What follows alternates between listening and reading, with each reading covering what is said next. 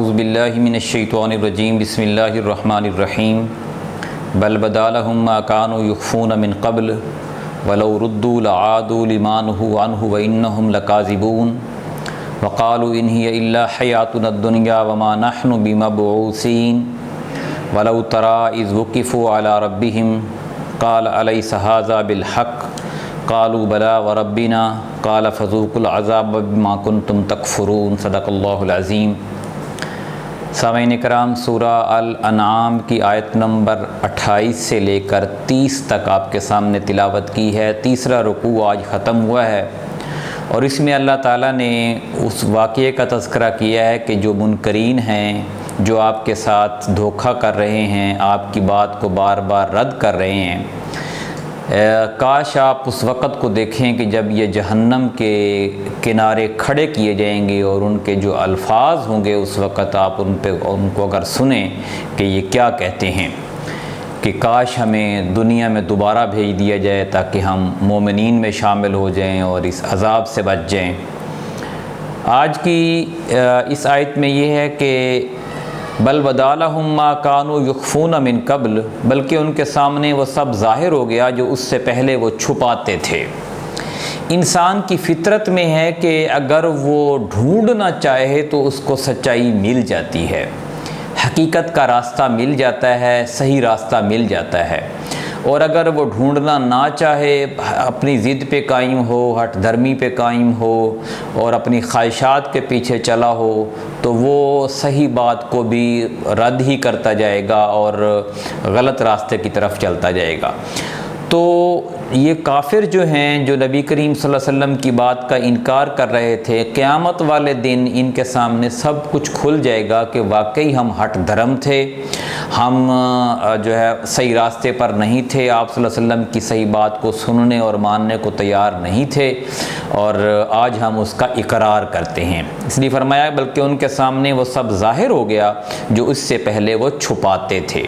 سب کا کھل جائے گا کہ یہ کون کون کیا کیا ذہن میں رکھتے تھے اور ان کی زبان کے اوپر کیا ہوتا تھا۔ وَلَوْ رُدُّوا لَعَادُوا، اور اگر انہیں واپس لوٹا دیا جائے، لَعَادُوا، تو پھر بھی وہ وہی کام کریں گے جو وہ پہلے کرتے تھے۔ یعنی دوبارہ دنیا میں بھیج دیا جائے تو اب بھی وہی سازشیں، وہی ڈھٹائی اور وہی نافرمانیاں اور وہی انکار کی روش ان کے اوپر دوبارہ قائم ہو جائے گی اور وہ ایمان نہیں لائیں گے۔ انسان کی یہ فطرت ہے کہ جو اپنی روش اس نے قائم کی ہوتی ہے وہ جلدی سے اس کو چھوڑتا نہیں ہے۔ غلط راستے پر چل پڑا ہے تو وہ بہت کم ایسے لوگ ہوتے ہیں کہ جو دور جا کے پھر صحیح راستے پر آئیں، وہ اسی راستے کو ہی ترجیح دیتے ہیں اور اسی راستے پر ہی ان کے دوست بن جاتے ہیں اور وہ اسی میں ہی ایسے الجھتے ہیں کہ وہ صحیح راستے کو پاتے ہی نہیں ہیں۔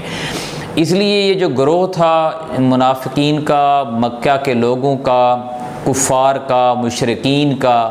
یہ پورا گروہ تھا جو مل کر سازشیں کر رہا تھا۔ مدینہ میں منافقین اور مکہ کے اندر مشرکین اور کافر مسلمانوں کے خلاف، حالانکہ دل ان کی سچائی کو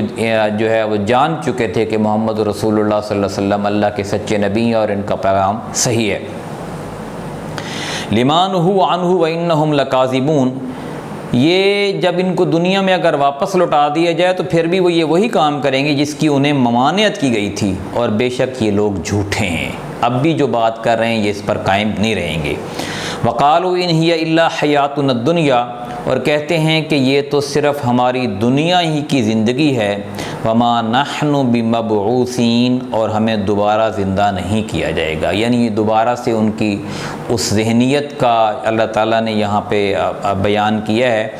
کہ یہ ان کا یقین اسی بات پہ ہے کہ یہ جو باتیں نبی کریم صلی اللہ علیہ وسلم کرتے ہیں کہ آپ کو مرنے کے بعد ایک دوبارہ زندگی ملے گی اور اس زندگی میں آپ کی اس زندگی کا حساب لیا جائے گا، اور اس حساب کتاب کے بعد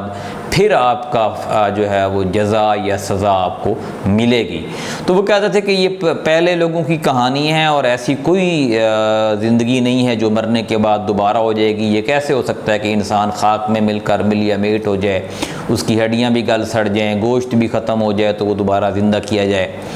وَلَوْ تَرَىٰ إِذْ وُقِفُوا عَلَىٰ رَبِّهِمْ، کاش کہ آپ وہ وقت دیکھتے جب انہیں ان کے رب کے سامنے کھڑا کیا جائے گا۔ یعنی یہ دوبارہ سے پھر اسی بات کی اسی کا اللہ تعالیٰ نے مزید ایک نئے پیرائے میں نئے انداز میں بات کی ہے۔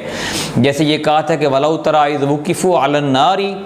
کاش کہ آپ وہ وقت دیکھتے جب انہیں جہنم کے سامنے کھڑا کیا جائے گا تو وہ کہیں گے کاش ہمیں واپس لوٹا دیا جائے، ہم رب کی آیتوں کو جھٹلائیں گے نہیں اور ہم مومنین میں شامل ہو جائیں گے۔ اور آج یہ بات اس میں یہ ہے کہ وَلَوْ تَرَىٰ إِذْ وُقِفُوا عَلَىٰ رَبِّهِمْ، کاش کہ آپ وہ وقت دیکھتے جب انہیں ان کے رب کے سامنے کھڑا کیا جائے گا۔ قَالَ أَلَيْسَ هَٰذَا بِالْحَقِّ، اللہ فرمائے گا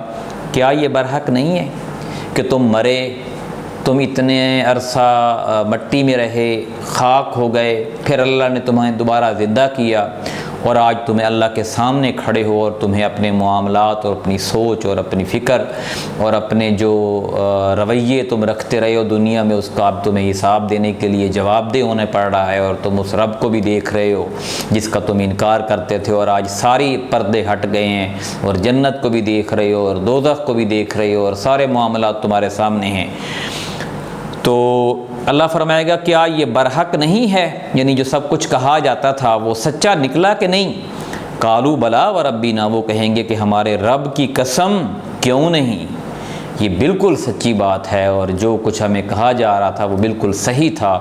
قال فذوقوا العذاب بما کنتم تکفرون، اللہ فرمائے گا کہ پھر عذاب کا مزہ چکھو اس وجہ سے کہ تم کفر کرتے تھے، تم انکار ہی کرتے رہے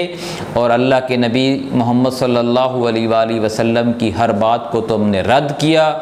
مختلف مثالیں دے دے کر جو کلام الہی تمہارے تک پہنچایا انہوں نے اس کا تم انکار ہی کرتے رہے، تو اس انکار کے پیدائش میں آج عذاب کا مزہ چکھو اور ہمیشہ ہمیشہ کا یہ عذاب ہے جس میں تم رہو گے۔ اللہ تعالیٰ سے دعا ہے کہ ہمیں قرآن کو صحیح طرح پڑھنے، غور و فکر کرنے، سمجھنے اور اس پر عمل کرنے کی توفیق عطا فرمائے۔ جزاک اللہ۔